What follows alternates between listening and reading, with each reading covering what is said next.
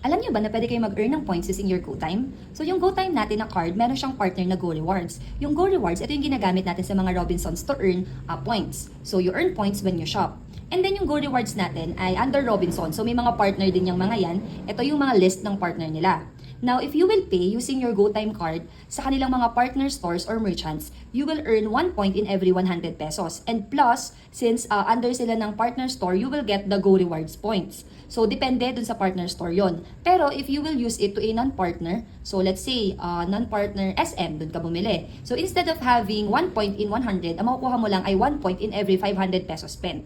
Now, iba naman yung magiging pointing system niya kapag gumamit ka ng QRPH. Sa QRPH, kahit ang gamitin mo is the GoTime, so ang makukuha mo lang is 600, in 600 pesos ay 1 point lang. Tapos, magpa-plus pa doon yung Go Rewards point natin. And then, kapag non-partner naman, 600 pesos is to 1 point. So, ito yung mga list ng sample partner merchants nila. So, example, if sa department store ka bibili, so ang magiging Go Rewards points mo is 200 pesos is to 1 point. Pero pag sa supermarket, 400 is to 1 point. Sa South Star Drug naman, 400 is to 1 point. Sa Toy R Us, 200 pesos 1 point.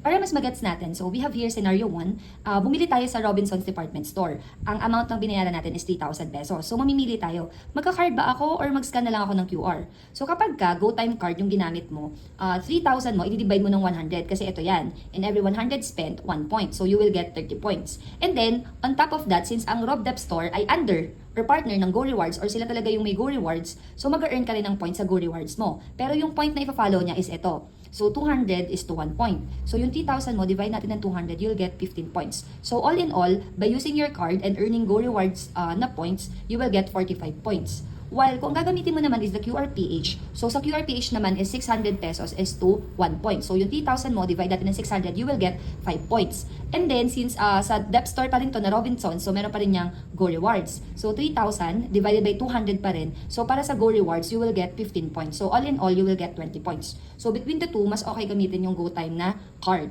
Scenario 2 naman is for the non-partner. So, let's say SPay later. So, di ba pag nag-Shopee tayo, gumagamit ng SPay later. Tapos, ang ginagawa ko kasing payment is via InstaPay. Tapos, mag-generate yun ng QR code. So, let's say amount pa rin is 3,000. So, dahil siya ay QR code, ang gagamitin ko lang na payment is the QRPH. So, scan ko siya using the Time app. And then, yung conversion niya ganun pa rin. 3,000 divided by 600. So, I will get 5 points. Pero this time, for the Go Rewards, since non-partner siya, wala ko makukuhang points. So, ang total points ko lang is the 5 points lang.